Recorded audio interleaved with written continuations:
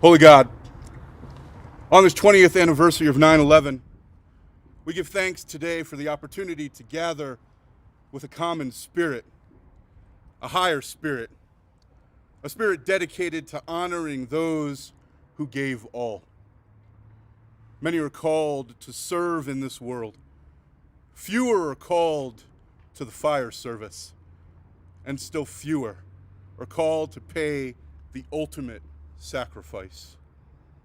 Scripture tells us that there is no greater sacrifice than for someone to lay down their life for another.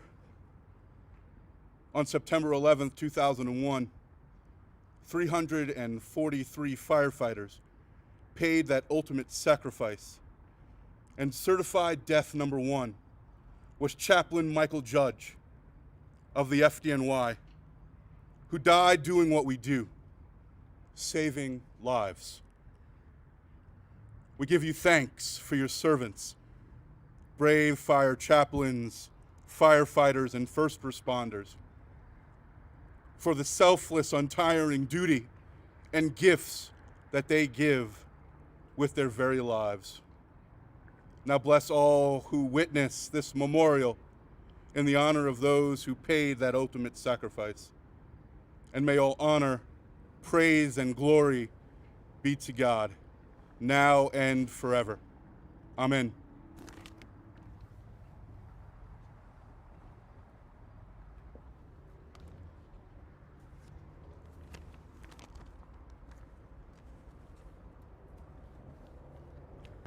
Please be seated. Please be seated. Good morning.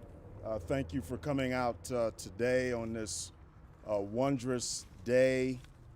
I am Phil Washington. I'm the CEO of Denver International Airport, and I'm honored to be here today with our first responders, our aviation partners, as we remember the events that took place nearly 20 years ago on September 11th. It changed not just the aviation industry forever, but it changed this country forever. On that horrific day, 20 years ago, we saw the heroic efforts from emergency responders, police, fire, paramedics. We also saw such effort from airline employees, passengers, and so many others. In the months following, the Transportation Security Administration, or TSA, was formed to increase security and safety of our aviation system. Today, as we travel, too often we take for granted the importance of our first responders, TSA, and our airlines. But today we are here to acknowledge and show our appreciation for those who protect us, because we will never forget. Behind me is a 9/11 memorial made from steel from the World Trade Center. The steel was donated by the Counterterrorism Education Learning Lab, or CEL, which is dedicated to the prevention of terrorism through education, empowerment, and engagement. Today we're going to dedicate the memorial to the fallen and honor our first responders who played a critical role in the safety of our nation every single day. Specifically, I want to recognize our responders from the Denver Fire Department, the Denver Police Department, and our Denver Health paramedics. I want to say thank you to Mayor Michael Hancock and Mary Delaki with the Department of Public Safety, who you will hear from momentarily, for their support and partnership. And I also want to thank the TSA and the men and women who help protect our aviation system. Last but not least, I want to thank our airlines and their employees for putting safety first. Many airline employees and first responders were greatly impacted after the events of 9/11, and we greatly appreciate your continued dedication to the aviation industry, our passengers, and our entire nation. Thank you for all you do. And let me just ask us to give them a round of applause. Our first responders, our police. Give them a round of applause, please. I think while we think about the horrific events in New York, let us not forget what happened in Shanksville, Pennsylvania. Let us not forget what happened at the Pentagon. I lost friends at the Pentagon, friends who were lifelong friends during my 25-year military career as well. So thank you for all you do. As I mentioned before, many people came together on 9/11 to aid and support the victims and to make plans to enhance the safety of our country. Here to talk more about the importance of safety and our first responders is Mary Dalecki. She is the Chief Deputy Executive Director of the Department of Public Safety. Welcome, Mary.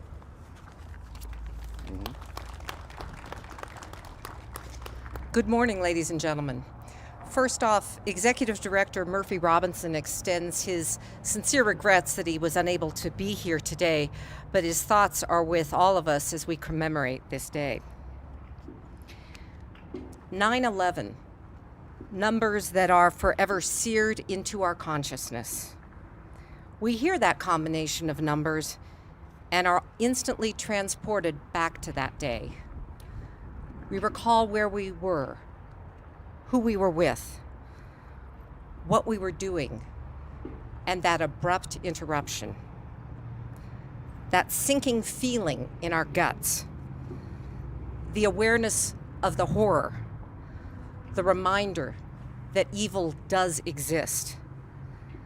We remember the music that held us together, that was playing in the background, the recognition that the world had forever changed.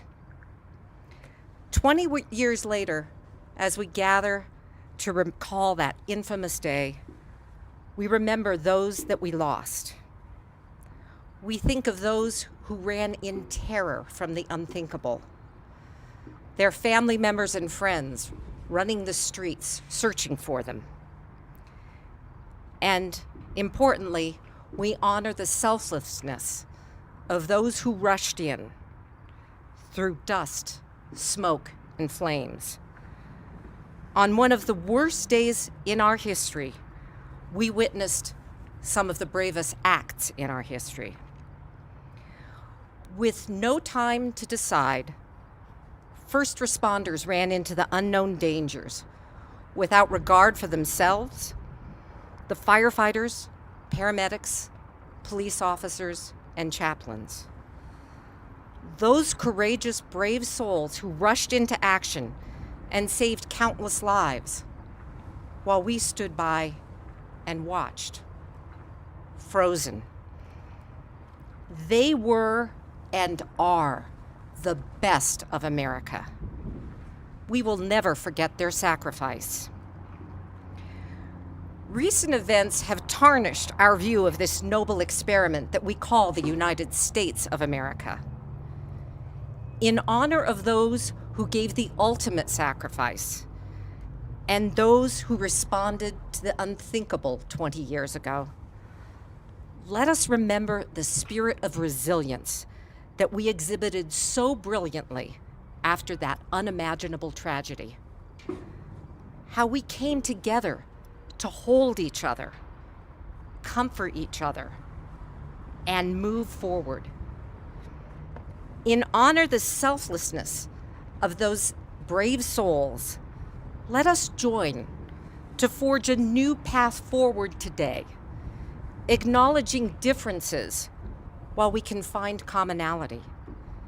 And let us unite again to address what often appear as insurmountable challenges, but which we know we can handle. We have done it before. Let us do it again. I'd now like to introduce Chief Desmond Fulton of the Denver Fire Department.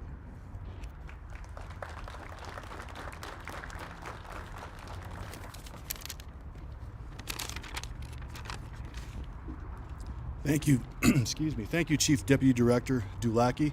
Thank you, each and every one of you, for joining us today for today's remembrance. September 11th, 2001 is a day that will always be part of our memory and forever etched in our hearts. On this infamous day, 4 separate planes were hijacked and intentionally crashed, one into the Pentagon, one into a field in Shanksville, Pennsylvania, and 2 into the World Trade Centers, killing nearly 3,000 innocent people. Mothers and fathers, sons and daughters, uncles, aunts, friends, and loved ones. On this tragic day, our lives forever changed, but one thing that remained steadfast then and still remains today is the commitment and bravery of first responders.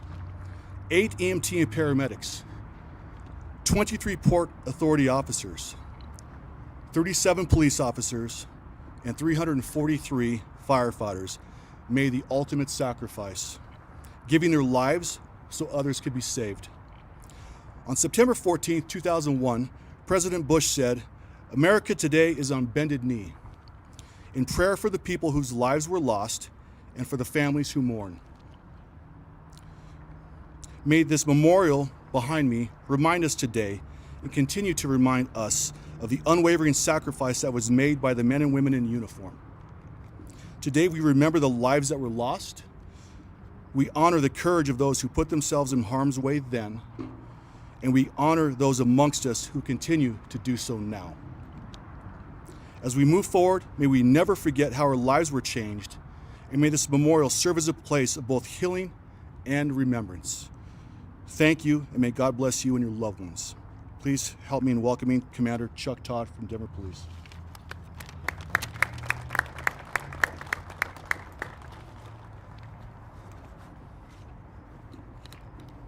Dorothy J. Chicharo and Dolores Marie Costa, a loving mother and cousin of my dear family friend Lisa Dreher. Both were lost on that horrible day 20 years ago, their lives taken from them by an evil force that we continue to fight today. As a child of immigrant parents from Spain, Dorothy worked hard as a young woman and freely gave her Abercrombie and Fitch checks to her grandmother to help support the family.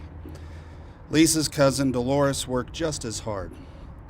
They were 10 years apart, and Dorothy and Dolores were inseparable.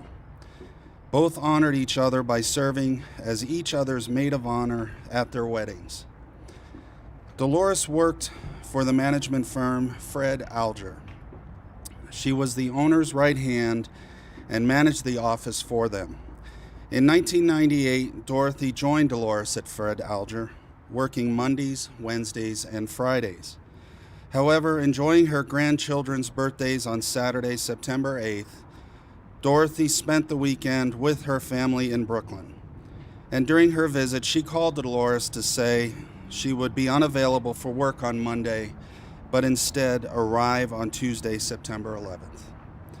The offices of Fred Alger were located on the 93rd floor of the North Tower. On that fateful Tuesday morning at 9:46 a.m., Flight 11 struck the North Tower between the 93rd and the 96th floor. During the same time, as any good mother would do, my friend Lisa was preparing her son Andrew for his first day at pre-K. As the day progressed, the shock and horror of 9/11 became more relevant and more personal, knowing that she would never see her mother or cousin again. It wouldn't be until October 28th that Lisa would visit the site. She related to me, the smell of the burning buildings, the smell from the rubble, and the smell of death is still in my nostrils. It's a smell that won't go away. Lisa Dreher was 32 with a young son that day she lost her mother and cousin. She was kind enough to share that story with me so that we could remember who they were. As long as we remember our loved ones, they will never be forgotten. Today, we come together to honor and look back on those who were lost 20 years ago tomorrow, and those who have lost their lives since 9/11 fighting terrorism. Of the 2,977 lives lost on September 11th, 412 of those lives were emergency workers. God's children who chose to give their lives for their fellow man. Our heroes, their sacrifice. As the chaplain stated earlier, John 15:13 says, "Greater love has no one than this, to lay down one's life for one's friends." We know this is true because over the last 20 years, the United States has lost an additional 7,072 people fighting evil that visited New York on that Tuesday morning. This includes the 13 lives that were lost in Kabul just a few weeks ago, rescuing Americans and those fleeing Afghanistan. As public safety professionals, while others may run away from a fire or gunshots, we run towards danger with the goal of saving lives and protecting our communities. We do so because we care about our neighbor. We do so because we care about the citizens we serve, like Dorothy and Dolores. Over the last 20 years, public safety has worked hard to identify and correct our shortcomings. Have we solved all of our problems? No. But we have learned a lot about ourselves and are striving to improve service to our communities each and every day.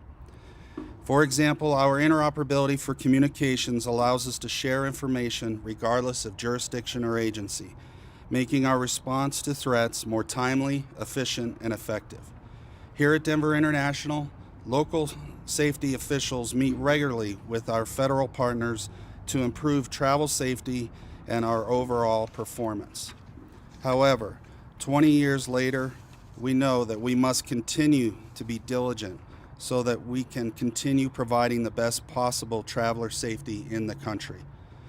Through technology, training, and communications, the women and men of the Denver Police Department strive every day to improve our profession. We do not rest because evil does not rest. I thank the Dreyers for allowing me to share their story today. We must keep their memories, and we must keep those we have lost in our minds and hearts. It's important to remember who we have lost and who they were. For many, like young Andrew, her son, many of the rank and file today who serve were only 3 years old in 2001. Today in your travels, please keep them in your thoughts and prayers. God bless this day, and God bless these United States of America.